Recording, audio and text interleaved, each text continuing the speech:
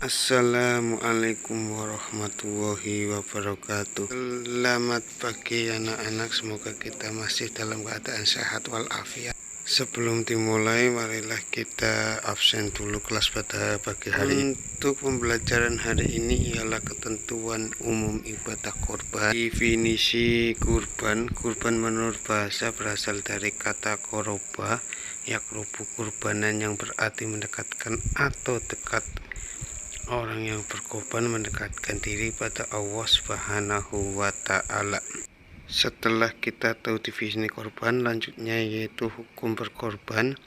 Hukum berkorban ada dua. Yang pertama, wajib menurut sebagian ulama Hanafi bagi yang diberi kelapangan rizki oleh Allah Subhanahu wa Ta'ala, alias orang yang mampu dan punya kelebihan rezeki. Hukum berkorban yang kedua adalah sunnah muakkadah yang sangat dianjurkan bagi setiap muslim. Ini pendapat mayoritas ulama.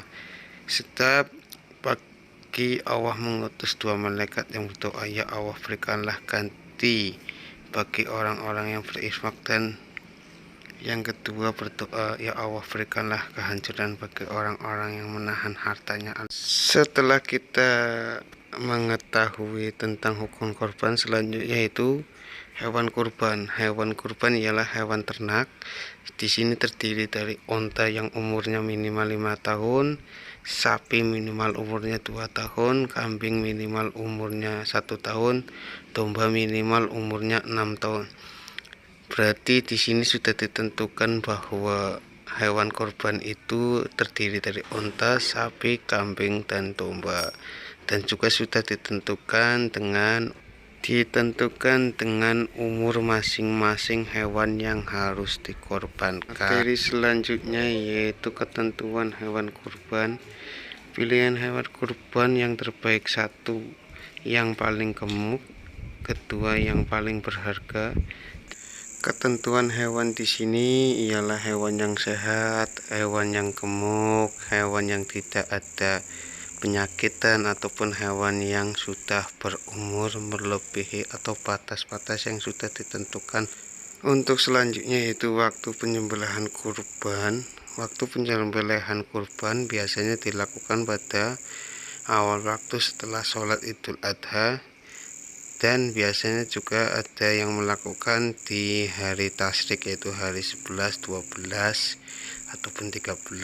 Setelah kita tahu waktu penyembelihan hewan kurban, setelah kita tahu waktu-waktu kapan yang diperbolehkan untuk berkorban, materi selanjutnya yaitu penyaluhan kurban. Hasil kurban itu tidak boleh dijual, jadi daging kurban itu haram dijual. Selanjutnya itu kulit harus disedekahkan kepada fakir miskin atau yang butuh. Kulit tidak boleh dijual. Yang ketiga, tidak boleh mengumpahi jagal dari hasil korban. Hasil korban disunahkan dibagi menjadi 3. Yang pertama adalah sohibul korban atau orang yang berkorban. Selanjutnya adalah sedekah untuk fakir miskin. Dan yang ketiga adalah hadiah untuk orang kaya. Materi selanjutnya yaitu hikmah berkorban. Hikmah berkorban itu ada beberapa. Yang pertama adalah menghidupkan syiar agama dan sunnah mengenal perjuangan Nabi Ibrahim dan keluarga. Yang kedua adalah berbagi kebahagiaan di hari raya Idul Adha. Dan yang ketiga adalah mengingat kita atas kematian. Dengan berkorban kita akan mendekatkan diri kepada Allah Subhanahu wa Ta'ala. Kita juga bisa saling berbagi kebahagiaan di hari raya Idul Adha dengan melaksanakan ibadah korban. Untuk pembelajaran pada pagi hari ini kita cukupkan saja, dan kita akhiri pembelajaran pada hari ini dengan bacaan Alhamdulillahirobbil alamin.